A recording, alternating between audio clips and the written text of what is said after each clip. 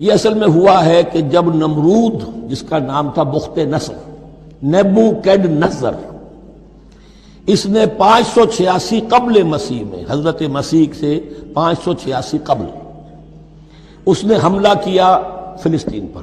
دیکھیے عراق اور فلسطین کی، اسرائیل کی اور عراق کی اس وقت بھی سب سے بڑی دشمنی ہے آپس میں، وہی دشمنی جو ہے 2500 سال پرانی بھی ہے۔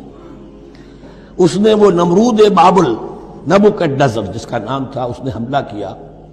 12 لاکھ کی آبادی تھی، 6 لاکھ کو قتل کیا اور 6 لاکھ کو بھیڑوں بکریوں کی طرح ہانکتا ہوا قیدی بنا کر لے گیا۔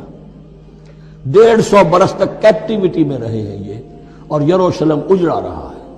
کوئی نفس نہیں، کوئی متنفس نہیں تھا، کوئی انسان نہیں، کوئی 2 اینٹیں سلامت نہیں چھوڑی۔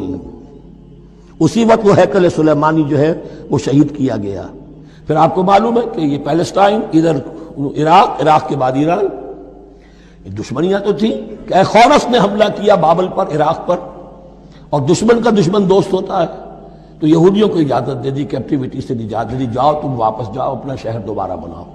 چنانچہ وہ گئے، اور پھر انہوں نے جا کر وہاں پر 136 سالوں میں ان کی دوبارہ جو ہے یہ بستی بسی، اور پھر یروشلم کو انہوں نے آباد کیا، اور پھر انہوں نے وہاں ہیکل سلیمانی دوبارہ بنایا، جس کو وہ سیکنڈ ٹیمپل کہتے ہیں۔ وہ سن 70 عیسوی میں ٹائٹس رومن جنرل کے ہاتھوں تباہ ہوا تھا، جو اب تک تباہ ہوا پڑا ہے۔ 1927 برس سے ان کا کعبہ زمیں بوس ہے، یہ نوٹ کر لیجئے اس بات کو۔ اسی لیے آگ لگی ہوئی آج دنیا بھر کے یہودیوں کے دلوں میں۔ اب تو ہماری حکومت ہے وہاں پر، ہم اپنا یہ جو بھی کچھ یہاں پر اس احاطے میں بنا دیا گیا ہے سب کو ختم کریں گے، اور اپنا ہیکل سلیمانی بنائیں گے۔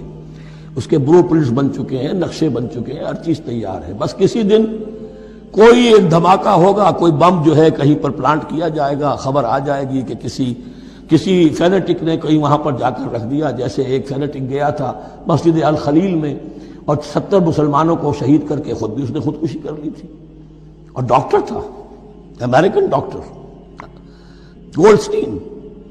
اسی طریقے کا کوئی فینیٹک جائے گا اور وہ اس کو گرا دے گا، پھر کہیں گے جب یہ گر ہی گیا ہے، جیسے مسجد ایودھیا کا معاملہ ہے، اب گر گئی ہے تو بھائی ہمیں رام مندر بنانے دو، کاہے کو تم اب یہ مسجد کاہے کو بناتے ہو، وہ ہوگا۔